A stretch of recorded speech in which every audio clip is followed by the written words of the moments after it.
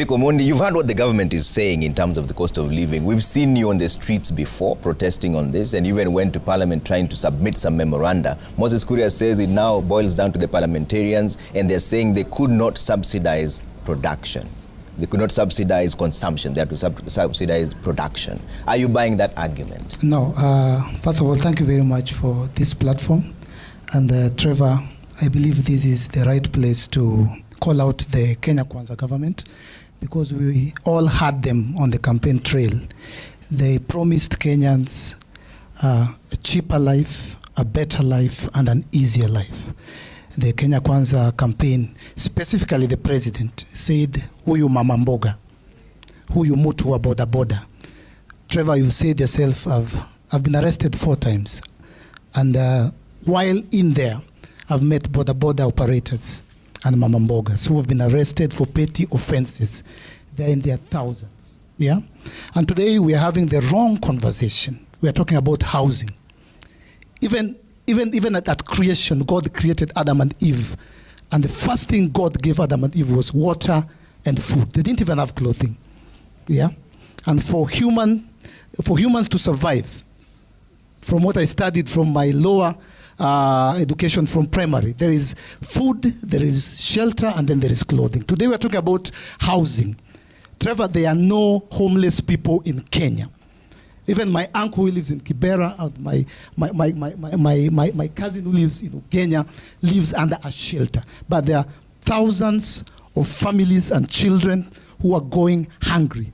The conversation should be about the high cost of living that President William Ruto, then a candidate, promised Kenyans. And we must call out the government and the president specifically for lying to Kenyans. Because this has been a culture of government after government, where you come and use words. You say, hii serikali itakuwa ya wamama, na wewe mtu wa boda boda, na hatutapangwa, na tutahakikisha. They promised us a better life, an easier life, and a cheaper life, and we have the records. And today the conversation has changed, the narrative has changed. We are talking about housing. There are no Kenyans who are homeless. There are some of them, Eric, but they say the cost of living is a ripple effect of even the entire globe. Kenyans who are homeless, I'm not talking about street children. I was watching a documentary about poverty in America. And they have hobos, homeless people. You can correct me if I'm wrong. We're talking about informal settlements like Kibra, but I personally don't know about Kenyans who are actually homeless. As you're speaking here tonight, Trevor, you as Royal Media promises news at 9. You cannot then broadcast Inspector Mwala at 9 and tell us wacha tuanze na hii kwanza. Yeah? We are having the wrong conversation. Okay. All right. Na mimi nasema hivyo kama mtu ambaye anatembea dunia mzima, na nimeona nchi mingi, nchi ambazo hapa Belarus pahali niko saa hii, nchi ya watu milioni 9 peke yake wanauza chakula nje ya bilioni ya dola 8 billion dollars. Sisi wa Kenya tunaagiza chakula kutoka nje $4 billion. Nchi ya watu milioni 9 inatulisha dunia mzima, kwa sababu siku moja walichukua hatua ambazo sio za kusherekea. Na pia tuache unafiki. Nimesikia watu wengine kama rafiki yangu Mheshimiwa Raila Odinga sahihi anaingilia mpango.